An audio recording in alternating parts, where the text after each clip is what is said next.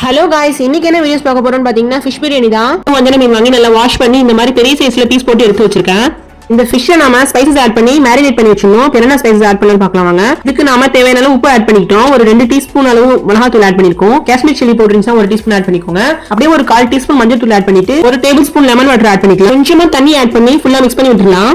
அப்புறம் table spoon அளவு ஒரு 1/2 டேபிள் ஸ்பூன் அளவு ஜிஞ்சர் கார்லிக் பேஸ்ட் ஆட் பண்ணி இந்த மாதிரி ஃபுல்லா மிக்ஸ் பண்ணி எடுத்துக்கலாம். அப்புறம் நம்ம வாஷ் பண்ணி வச்சிருந்த எல்லா ஃபிஷ்ஷையும் ஆட் பண்ணி நம்ம ஆட் பண்ணிருக்க ஸ்பைசஸ் எல்லாம் ஃபுல்லா ஃபிஷ்ஷோட நல்லா கோட் ஆகிற அளவுக்கு ஃபுல்லா மிக்ஸ் பண்ணி எடுத்துக்கலாம். நம்ம மேரினேட் பண்ணி வச்சிருக்க எல்லா ஃபிஷ்ஷையும் ஒரு 1/2 an hour கழிச்சு நம்ம வந்து ஃப்ரை பண்ணி எடுத்துக்கலாம். நம்ம பிரியாணி அரிசி ஒரு படி எடுத்து நல்லா வாஷ் பண்ணி ஊற வச்சு எடுத்துக்கலாம். ஃபிஷ் நல்லா மேரினேட் ஆகட்டும். அதுக்குள்ள நம்ம பிரியாணி ஸ்பைசஸ் எல்லாம் ட்ரை ரோஸ்ட் பண்ணி ரெடி பண்ணி எடுத்துக்கலாம். இதுல என்னென்ன இன்கிரிடியன்ட் ஆட் பண்ணிருக்கேன்னு பாத்தீங்கன்னா 1 டீஸ்பூன் கசகசா, 1 டீஸ்பூன் மிளகு, 1 டீஸ்பூன் சீரகம், ஒரு 6 முந்திரி, 6 பாதாம் எடுத்திருக்கேன், 2 இன்ச் அளவு பட்டை எடுத்திருக்கேன், 1 டீஸ்பூன் சோம்பு, 1/2 டீஸ்பூன் சாகி ஜீரா, 1 டீஸ்பூன் மல்லி எடுத்திருக்கோம், முழு மல்லி, ஒரு 6 ஏலக்காய், 3 கிராம்பு எடுத்திருக்கோம். நல்லா ட்ரை ரோஸ்ட் பண்ணி எடுத்துக்கலாம்.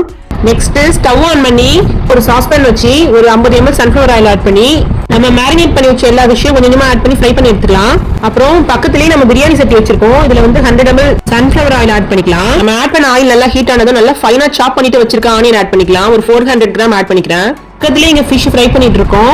பிரியாணிக்காக வதக்குற இந்த ஆனியன் வந்து நல்லா கோல்டன் கலர்ல கலர் சேஞ்ச் ஆகி நல்லா வதங்கி வரணும். அப்பதான் பிரியாணி டேஸ்ட் என்ஹான்ஸ் பண்ணி கொடுக்கும். ஃபிஷ் நல்லா ஃப்ரை பண்ணி எடுத்தாச்சு. இதை வந்து நம்ம ஒரு பிளேட்ல சர்வ் பண்ணி எடுத்துடலாம். ஆனியன் பாருங்க நல்லா கலர் சேஞ்ச் ஆகி கோல்டன் கலர்ல வந்திருக்கு. இப்போ நம்ம பச்சை மிளகாய் ஆட் பண்ணிக்கலாம். அதெல்லாம் நம்ம 300 கிராம் தக்காளி ஆட் பண்ணிக்கலாம். தக்காளியோட டேஸ்ட் நமக்கு அதிகமா தேவைப்படாது.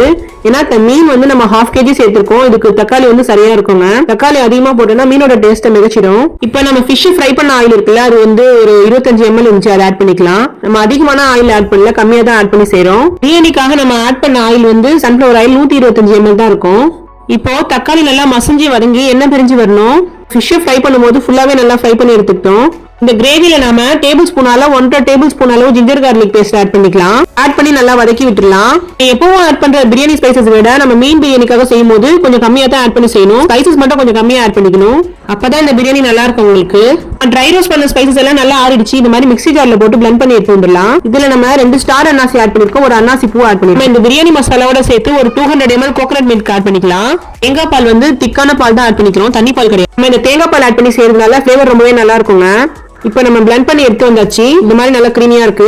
நம்ம ஃபிஷ் ஃப்ரை பண்றதுக்காக எடுத்து வச்ச மசாலா எக்ஸ்ட்ரா இருக்கு பாருங்க, அது பிரியாணி கிரேவியோட சேர்த்து மிக்ஸ் பண்ணிடலாம். அப்புறம் டீஸ்பூன் அளவு ஒரு 2 டீஸ்பூன் மிளகாத்தூள் ஆட் பண்ணிட்டு ஒரு 1/4 டீஸ்பூன் மஞ்சள் தூள் ஆட் பண்ணிக்கலாம். லைட்டா மிக்ஸ் பண்ணி விட்டுட்டு நம்ம மிக்ஸில பிளெண்ட் பண்ணி வச்சிருந்த பிரியாணி ஸ்பைசஸ் வந்து நம்ம ஆட் பண்ணிக்கலாம். ஆட் பண்ணிட்டு அதோட 1 கிளாஸ் அளவு கோகனட் மில்க் ஆட் பண்ணி மிக்ஸி ஜாரை நல்லா கழுவி ஊத்திக்கலாம். நம்ம கர்ட் ஆட் பண்ணாம கோகனட் மில்க் ஆட் பண்ணி தான் செய்யறோம். இதனால பாத்தீங்கன்னா டேஸ்ட் ரொம்பவே நல்லா இருக்குங்க. இது அப்படியே ஃபுல்லா மிக்ஸ் பண்ணி விட்டுறலாம். நம்ம ஆட் பண்ண கோகனட் மில்க் எல்லாம் நல்லா ஃபுல்லா மிக்ஸ் ஆகி வரணும். கிரேவியோட கன்சிஸ்டன்சி பாத்தீங்கன்னா ரொம்ப தண்ணியா இல்லாம நல்லா திக்கா இருக்கணும்.